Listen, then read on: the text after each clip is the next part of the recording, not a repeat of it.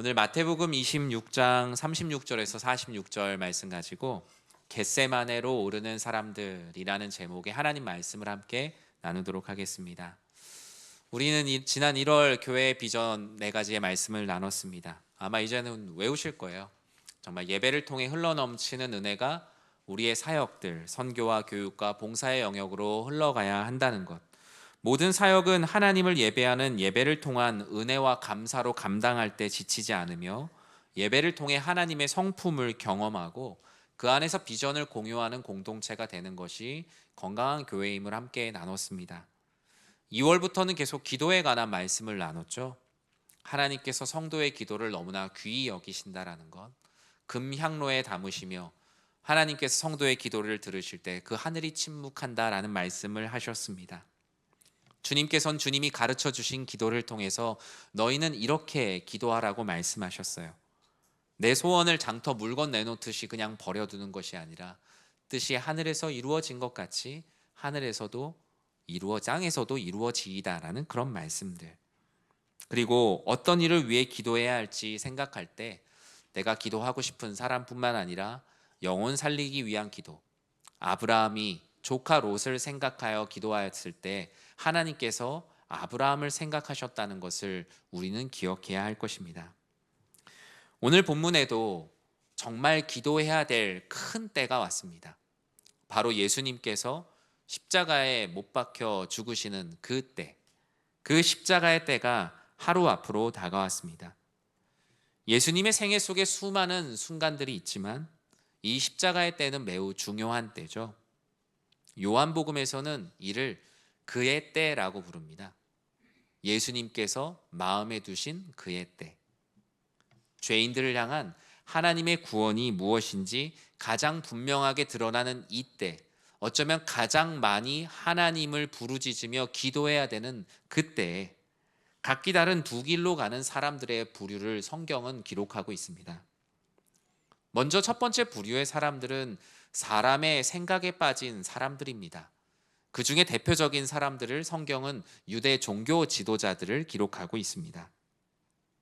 유대 종교 지도자들은 예수님이 왜 십자가를 지셔야 하는지 그 중심의 뜻을 궁금해하지 않습니다. 오히려 예수님을 십자가에 못 박게 할 수 있다는 것에 그들의 마음을 둡니다. 진리를 묻지 않으며 하나님의 뜻을 구하지 않고 그들의 선택과 결정의 방식대로 해왔던 대로의 모습을 고수합니다. 그들의 기준은 무엇이었냐면 나의 권위가 흔들리진 않을까? 혹시나 내 자리를 빼앗기진 않을까? 아니면 여론이 나빠지는 것은 아닐까? 로마 정부의 눈밖에 나서 내가 내 위치를 고수하지 못하진 않을까? 그들은 하나님을 섬기는 지도자들, 성전의 지도자들이라고 불렸지만 사실상 자기 체계를 지키는 사람들, 자기 자리를 지키는 사람들, 자기 권력을 지키는 데만 마음이 완전히 빠져 있어요. 그래서 그들은 십자가의 때는 그들에게 기도해야 될 때가 아니라 오히려 자신들의 머리를 맞대고 이 때를 어떻게 이용할까만 궁리하게 됩니다. 3절과 4절에 이렇게 그 모습을 말하고 있어요. 그때의 대제사장들과 백성의 장로들이 가야바라 하는 대제사장의 관정에 모여 예수를 흉계로 잡아 죽이려고 의논을 하였다고요. 어떻게 하면 예수를 흉계로 잡아 죽일 수 있을까? 우리는 이 유대 종교 지도자들의 모습 속에서 우리의 신앙의 모습을 돌아봅니다.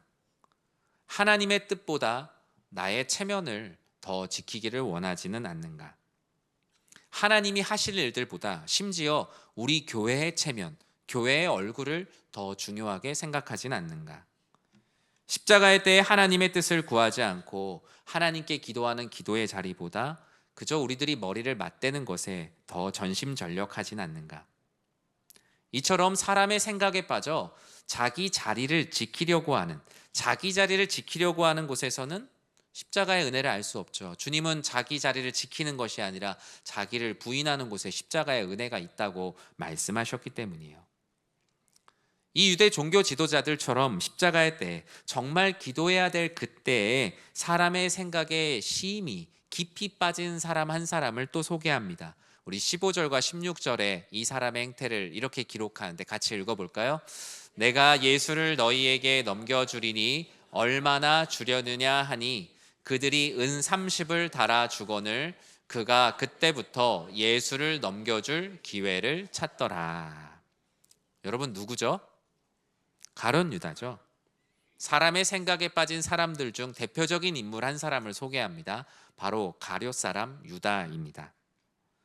유다에게 예수님은 예수님께서 내가 십자가에서 죽을 것이다 라는 그 선언 뒤에 그냥 예수님은 육신의 모습으로 우리의 지도자가 될 수 없다. 자신의 생각에 빠지게 됩니다. 나를 구원하시는 구원자의 기쁘신 뜻을 기대하기보다 이제는 나의 지도자가 사라졌다. 이젠 내 살 길을 찾습니다. 더 이상 예수님은 유다에게 구원자가 아니라 언제든지 그 가치를 거래할 수 있는 거래의 대상이 되었습니다. 은 30이면 노예 한 명의 값이라고 합니다. 유다에게 십자가의 때는 존재하지 않기에 기도해야 될 때는 아닙니다. 예수님은 그에게 죽으시면 안 되는 존재였고 자신의 뜻을 이루기 위해 옆에서 도와주어야 할 사람이었던 것이죠. 그런 그의 생각에 깊이 빠지게 되자 예수님의 생각, 그분의 뜻은 중요하지 않아요. 이제 제자의 삶, 그리고 나에게 주어진 모든 것은 하루빨리 그 가치가 떨어지기 전에 계산기에 저울에 올려서 처분해야 될 대상이 되어 있습니다. 이렇게 십자가의 때에 이 유대 종교 지도자들과 가룟 유다 그리고 그들과는 조금 결이 다르지만 여전히 자신의 생각에 빠져 있는 사람들을 40절은 다음과 같이 기록합니다. 우리 같이 읽어보겠습니다.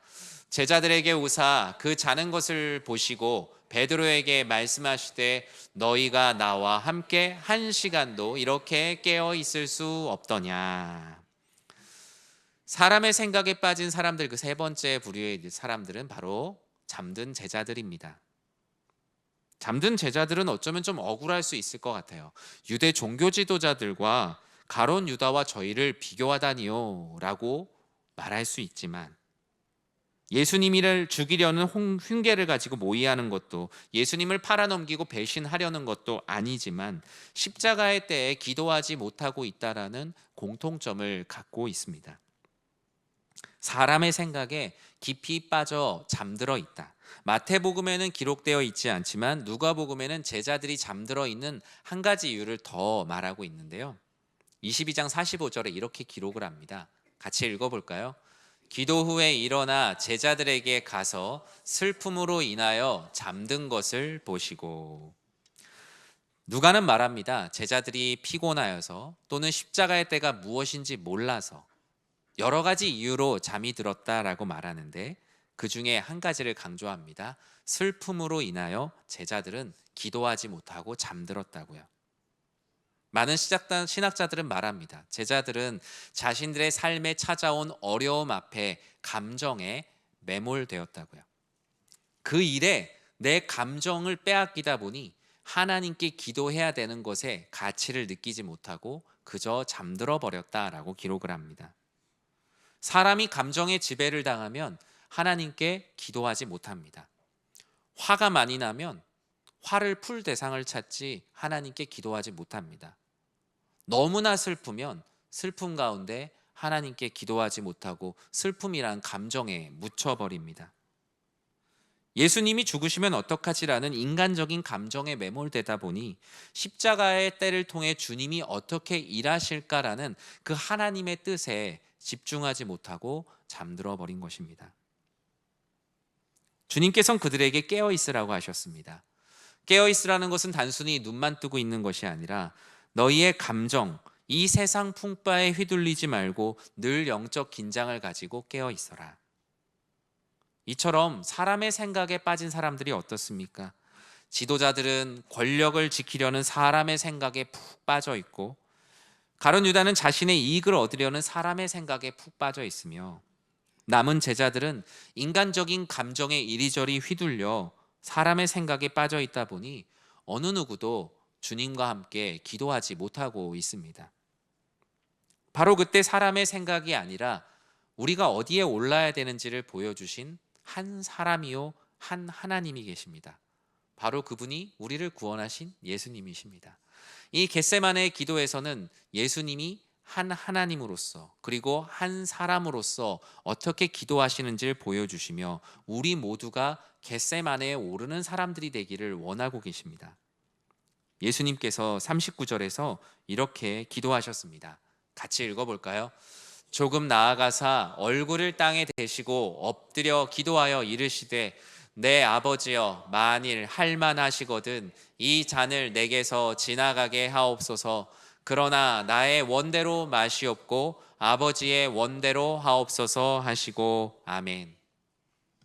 겟세마네로 오르는 사람들, 주님과 함께 기도하는 사람들은 내 뜻을 기도하되 하나님의 뜻을 기다리는 사람들입니다. 우리가 앞서 읽은 39절은 예수님의 사람 되심과 하나님 되심이 다 드러나는 대표적인 기도로 유명합니다. 예수님의 인성과 신성이 동시에 드러나는 기도입니다. 예수님은 겟세마네에 오르셔서 자신의 뜻을 이렇게 기도하셨습니다. 내 아버지여 할만하시거든 이 잔을 내게서 지나가게 하옵소서. 그러나 예수님은 성부 하나님의 뜻이 무엇인지 알고 계십니다. 그런데 이 겟세마네의 기도 속에서 예수님은 한 사람으로서 성부 하나님께 이렇게 기도하고 있습니다. 하나님은 우리의 감정을 속이고 괜찮은 척 기도하는 외식을 원하시지 않습니다. 내가 되게 힘들고 지쳤는데 하나님 어쨌든 그냥 하나님의 영광을 다 찬양합니다. 하나님은 하나님 앞에서 우리가 체면을 차리는 기도를 듣고 싶어 하지 않으십니다. 하나님, 지금 제 마음은 너무 화가 났습니다. 제 마음은 너무 속상합니다. 지금 누군가를 정말 잔뜩 때리고 싶습니다. 아니면 그 사람을 찾아가서 정말 욕을 퍼붓고 싶습니다. 여러 가지 많은 마음을 솔직하게 하나님께 기도합니다. 하나님, 제 뜻은 이렇습니다. 하지만 우리의 기도의 마지막에 빠지지 말아야 되는 것, 그리고 우리 기도를 전반적으로 지배하고 있는 것은 무엇이냐? 하나님, 내 마음은 이렇지만 오직 주님의 뜻대로 이루어 주시옵소서. 주님은 겟세마네에 오르는 사람들에게 자신의 뜻을 하나님께 기도하되 하나님의 뜻을 기다리는 사람들을 주님은 원하셨습니다. 여러분, 얼마나 많은 여러분들의 뜻과 기도의 제목들이 있으십니까? 주님이 원하시는 겟세마네로 오르는 사람들은 그 뜻을 그대로 주님께 솔직히 기도하되 그 기도 속에서 언제나 내 뜻보다 항상 크시고 항상 선하시고 항상 좋으신 하나님의 뜻을 기다리는 사람들입니다. 저는 우리 사랑하는 성도님들이 내 뜻을 주님께 솔직하게 기도하되 하나님의 뜻이 항상 내 뜻보다 선하심을 믿고 기도하는 믿음의 기도자가 되시길 진심으로 축복합니다. 주님은 38절에 다음과 같이 또 말씀하셨습니다. 우리 38절 말씀을 같이 읽겠습니다. 이에 말씀하시되 내 마음이 매우 고민하여 죽게 되었으니 너희는 여기 머물러 나와 함께 깨어 있으라 하시고 아멘. 주님은 겟세마네로 오르는 사람들이란 힘이 들 때 기도하는 사람들이라고 말씀하십니다. 예수님은 한 사람으로서 자신의 마음을 이렇게 표현하셨습니다. 내 마음이 매우 고민하여 어떻게 됐다고요? 죽게 되었다고요. 슬픔이 너무나 심해서 거의 죽을 형편에 처했다라는 것이 원문에 가까운 해석입니다. 슬픔이 너무 심해서 내 형편이 지금 거의 죽을 형편에 처했다. 제자들은 예수님의 바람과는 달리 이 슬픔 속에서 잠이 들었습니다. 마음이 무거웠기 때문에 그 마음으로부터 멀어지려고 합니다. 그런데 예수님은 오히려 힘이 드는 그 순간에 기도를 하셨습니다. 겟세마네로 오르는 사람들은 특별한 사람들이 아닙니다. 예수님이 원하시는 겟세마네로 오르는 사람들은 괜찮고 훌륭한 사람들이 아니라 그저 힘이 들 때 기도해야겠다라고 생각하고 기도하는 사람들입니다. 사람들이 힘이 들 때 다 기도할 수 있나요? 저는 그렇지 않다고 생각합니다. 오히려 너무 힘이 들면 사람들은 기도하지 못합니다. 너무 아프면 마치 입을 열 수 없는 것처럼 마음이 너무 상하면 기도할 수 없고 오히려 누군가를 정죄하고 걱정하고 염려하는 것이 우리 죄인들의 순방향입니다. 한 10년 됐네요. 벌써. 예전에 그 2016년 리우 올림픽 때 그 양궁 금메달 딴 선수 중에 장혜진이라는 선수가 있어요. 그분이 크리스찬인데 그분이 그 올림픽 국가대표 선발전에서 이제 떨어졌어요. 딱 한 점 차이로 떨어진 거예요. 그래서 아버지께 이렇게 전화를 한 이야기를 이전에 하더라고요. 아버지에게 전화를 해서 나 다시는 교회 안 나갈 거야. 나 다시는 하나님께 기도도 안 할 거야. 다시는 예배도 안 드릴 거야. 이유가 뭐예요? 국가대표 선발전에 탈락했기 때문이에요. 나는 그렇게 기도했는데 왜 하나님은 들어주시지 않으셨는지 아버지에게 전화를 해서 엄청나게 토로를 했다는 거예요. 근데 아버지가 잠시의 정적이 있다가 한 말씀을 하셨대요. 회개 기도하라고. 아버지가 그 잠시의 정적 가운데 얼마나 많은 생각이 있으셨겠어요. 자신의 사랑하는 딸이 눈물을 흘리며 속상해하는데 여러 가지로 공감해 줄 수 있지만 그 어떤 공감보다 지금 내 사랑하는 자녀에게 가장 필요한 것은 하나님으로부터 멀어지지 않는 것, 하나님을 원망하지 않는 것, 예배의 자리로부터 멀어지지 않는 게 지금 그 자녀에게 줄 수 있는 그 어떤 말보다 중요하다는 것, 그리고 그것이 너무나 감사했다라는 이야기를 나중에 하더라고요. 우리의 삶에도 힘이 들 때가 얼마나 많이 있습니까? 저마다 성도님들이 그러세요. 사업이 되게 어렵다. 그러면은 뭔가 힘들면 기도해야 된다는 것에 대해서 말씀해서 알지만 사업이 너무 힘들면 예배 자리로부터 멀어지기도 합니다. 사람들 간의 관계가 깨지면 그 관계의 깨짐을 놓고 하나님 이 관계를 잘 회복하게 해달라고 더 기도해야 하지만 사람에게 속상하면 예배 자리로부터 멀어지기도 합니다. 하나님께서는 그 어떤 풍파와 어려움이 있더라도 하나님 앞에 기도하는 것을 멈추지 마라. 겟세마네로 오르는 너희의 삶을 멈추지 마라라고 말씀하세요. 왜냐하면 우리의 걱정과 염려와 분노는 언제나 정죄의 대상을 찾게 됩니다. 내가 화가 났어요. 화나게 한 대상을 어떻게든 발본색원하려고 막 합니다. 그런데 그렇다고 내 속이 시원하나요? 오히려 나중엔 부끄러워지게 돼요. 내가 왜 이렇게 화를 냈지? 근데 하나님께서는 우리가 기도함을 통해서는 오히려 평안함을 주세요. 걱정과 염려는 정죄의 대상을 찾고 우리 안에 더욱더 불안을 조성하지만 하나님께 기도하는 그 기도의 산을 오르게 되면 정죄의 대상을 찾기보다 내가 무엇을 잘못했는가를 돌아보게 됩니다. 그리고 꼬여있던 모든 실타래들이 오히려 그 기도 속에서 풀어지는 것을 경험하게 돼요. 여러분의 삶에도 주님께서 말씀하신 것처럼 내 마음이 고민하여 죽게 되었다라고 하는 때가 왜 없으시겠어요? 경제적인 어려움들도 있을 때도 있고 자녀나 부모님, 형제들 간의 관계가 깨져서 정말 너무나 힘든 분들도 계실 거예요. 얼마 전에 명절이었지만 명절이 끝나고 나서 마음이 기쁜 분도 있지만 오히려 더 속상함과 무거운 마음으로 돌아오신 분들도 계실 거예요. 주님은 바로 그때 나와 함께 깨어 기도하자라고 하나님 말씀을 통해 우리들에게 말씀하십니다. 여러분의 삶에 어두운 그림자 또는 어찌할 수 없는 일들이 있을 때 여러분의 영혼을 기도하는 자리에 끊임없이 조금이라도 더 노출시키는 삶을 사십시오. 주님은 여러분들의 모든 힘듦을 아시고 짐을 지시고 같이 기도하자 하시며 여러분의 모든 길에 동행해 주시는 분이심을 꼭 믿으시기 바랍니다.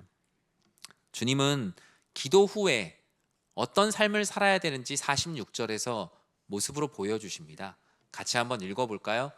일어나라 함께 가자 보라 나를 파는 자가 가까이 왔느니라.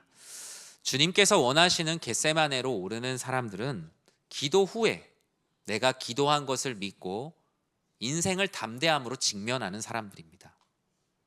그런데 우리가 기도를 하고 나서도 여전히 불안하고 걱정이 될 때가 있죠. 저도 인간이기에 그 안에서 날마다 저항하며 살아갑니다. 특히 성도님들, 질병 중에 있는 성도님들, 수술을 앞둔 성도님들을 위해서 기도할 때 기도하면서 제 안에 있는 내면과 싸웁니다. 어떤 거냐면요, 누가 봐도 어려워요. 우리가 그렇잖아요. 이분이 아파요. 근데 누가 봐도 상황이 안 좋아요. 그런데 기도하는 제가 그 안에서 마음에 확신도 없고 기도하고 나서도 걱정과 불안이 마치 우리가 앞서 우리 찬양팀이 찬양했던 것처럼 끊임없이 사탄은 우리가 기도한 거대로 믿지 못하게, 기도한 대로 얻은 그 확신대로 이 세상을 직면하지 못하게 우리를 흔듭니다. 기도를 하고 일어났는데 기도한 것을 믿지 못하는 그 두려움이 우리들에게 있어요. 그런데 주님은 말씀하셨어요. 잠들어 있었던 제자들을 데리고 내려오시면서도 자, 일어나 함께 가자. 이 십자가의 때를 우리가 직면하자. 이제 보라, 나를 파는 자가 가까이 왔다. 여전히 문제는 있지만 우리에게 주어진 그 삶을 우리가 기도한 대로 살아내자. 그것이 바로 겟세마네에 오르는 사람들에게 주님께서 원하셨던 모습이었어요. 찬송가 중에 예수 나를 오라 하네 라는 찬양이 있죠. 2절의 가사를 보면 이런 가사가 있어요. 겟세마네 동산까지 주와 함께 가려 하네. 피땀 흘린 동산까지 주와 함께 가려네. 주의 인도하심 따라, 주의 인도하심 따라 어디든지 주를 따라 주와 같이 가려네. 이 찬양의 가사는 뒤에 이렇게 이어집니다. 겟세마네에 올라가 얻은 담대함으로 이제는 심판하실 자리까지 내가 주와 함께 가겠습니다라고 3절과 4절에서 찬양을 하고 있어요. 주님과 함께 올라 기도하고 나니 이젠 내 인생에 여러 가지 풍파와 어려움들이 있지만 그럼에도 불구하고 내가 주님께 기도한 것을 믿고 내 인생의 풍파와 맞서겠다. 직면하겠다. 내가 기도한 그 문제들과 함께 맞서 나아가 주님께서 주시는 능력을 믿고 부딪혀 보겠다는 그 믿음. 그것이 바로 겟세마네에 오르는 사람들입니다. 예수님에게 겟세마네는 도피처가 아닙니다. 자기 위로의 자리도 아니고 하나님께서 주시는 사명을 놓고 충분히 기도하고 기도 후에 담대함으로 맞서기 위한 준비와 점검의 자리입니다. 우리의 기도는 현실의 문제를 완전히 없애주지 못할 때도 있습니다. 기도한 후에도 문을 열고 나가면 그 문제는 문 밖에 바로 서서 기다릴 때가 있습니다. 하지만 기도한 후에 우리는 달라져 있습니다. 내가 자각하지 못해도 주님께서 말씀하시는 것처럼 일어나 나와 함께 가자. 너희가 나의 이름으로 기도하였으니 이제는 일어나 너의 인생 가운데 나와 함께 가자. 주님과 함께 동행하며 우리는 인생의 문제에 직면할 수 있게 된 놀라운 변화가 있습니다. 전 우리 사랑하는 성도님들이 기도 이후에 막연한 요행을 바라는 사람들이 아니라 예수 그리스도의 이름으로 기도하였으니 주님께서 말씀하신 그 말씀, 너희가 나의 이름으로 기도하였으니 이제 일어나 나와 함께 가자는 주님의 말씀을 믿고 이 세상과 직면하는 모든 성도님들 되시길 진심으로 축복합니다. 말씀을 맺습니다. 우리 이 예배당 아래에는 작은 기도실이 있어요. 그 기도실을 만들 때 기도실의 이름을 뭘로 정할까 하다가 여러 가지 많은 이름도 생각을 했었어요. 그런데 사실 어떤 생각이 들었냐면 제가 기도실을 어떤 기도실 이름으로 지어도 우리 성도님들은 그냥 기도실로 부를 거라는 확신이 있었어요. 그래서 기도실에 대해서 어떤 의미를 담아 설명할까 글도 여러 개로 썼다 지웠다 하다가 그림을 하나 그냥 걸어놨습니다. 네. 지금도 내려가시면 그 계단에서 보실 수 있어요.